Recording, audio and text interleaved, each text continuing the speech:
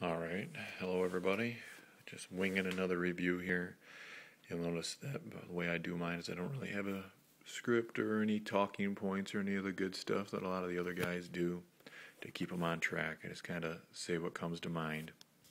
In this video today, we'll be speaking about the Cutlery RC3. This one is the orange G10 handles and the green coating, the epoxy coat that they put on. It's kind of hard to pick up that it's green unless you put it against something black, and then it'll stand out. But right now we're just going to cover the knife real quick.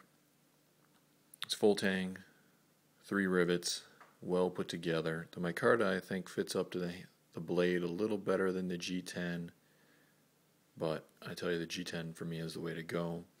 It seems to take more use and abuse and is more chemical and mildew and water resistant than any of the micartas that I know of.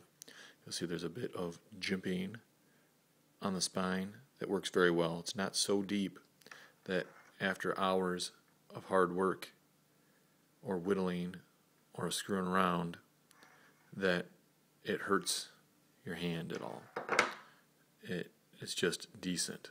It's enough to get a traction on there, and it's enough that excuse the allergies, that you can actually get a good grip on the blade.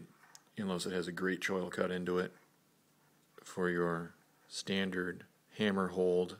It's enough to hold the knife in your hand well, and for your working hold it's excellent, very smooth, and all the radii are cut just right to give you a good whittling or chopping or even skinning hold.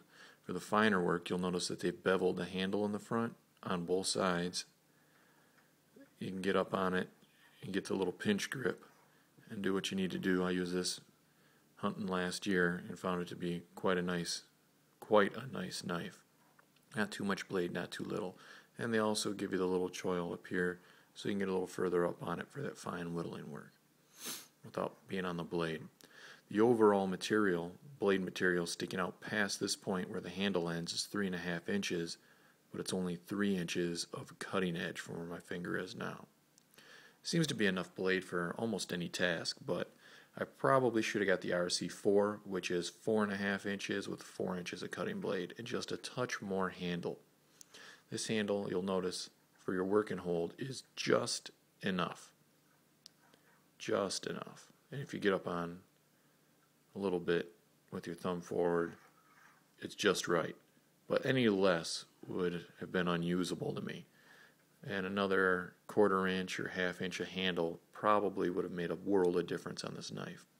And that's the difference between this one and the Ontario version. And I think they call that one the RAT3. Is the RAT3 was even shorter than this one. So they make a couple different versions. You'll see mine has a rounded end here. They have some of what they're calling like the strike end, and it's actually pointed. I avoid that because of the short handle.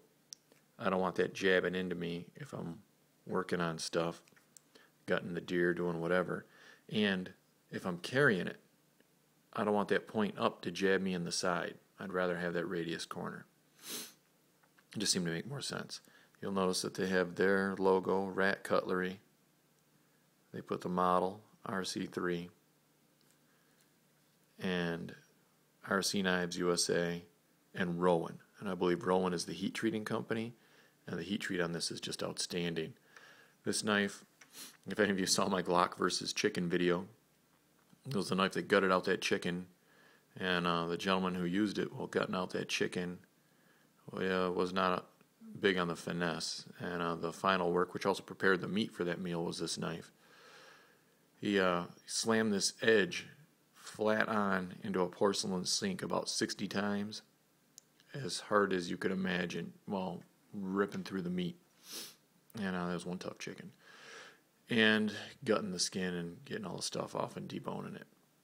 And you'll notice, if you can catch the light on this, there aren't really any flat spots or any problem. And if you can hear it,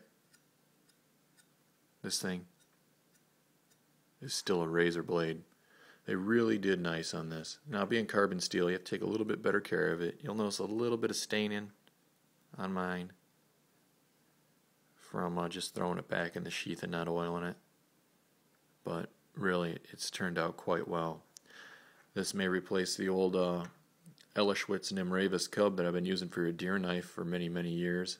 That thing's gutted a lot of deer and it hasn't even needed to be sharpened. The ATS-34 is an amazing steel in itself. But this 1095 carbon steel really seems to be doing well, although not stainless. The price, I think it was like $85. It's a bit overpriced for a carbon steel blade, but you get a lot of knife in a small package for that money that was well thought out with every curve, the belly and the blade, everything. These guys really seem to know what they're doing in their design. It looks simple, doesn't look like it cost a lot, but when you use it, you'll understand exactly why that's an $80 carbon steel knife.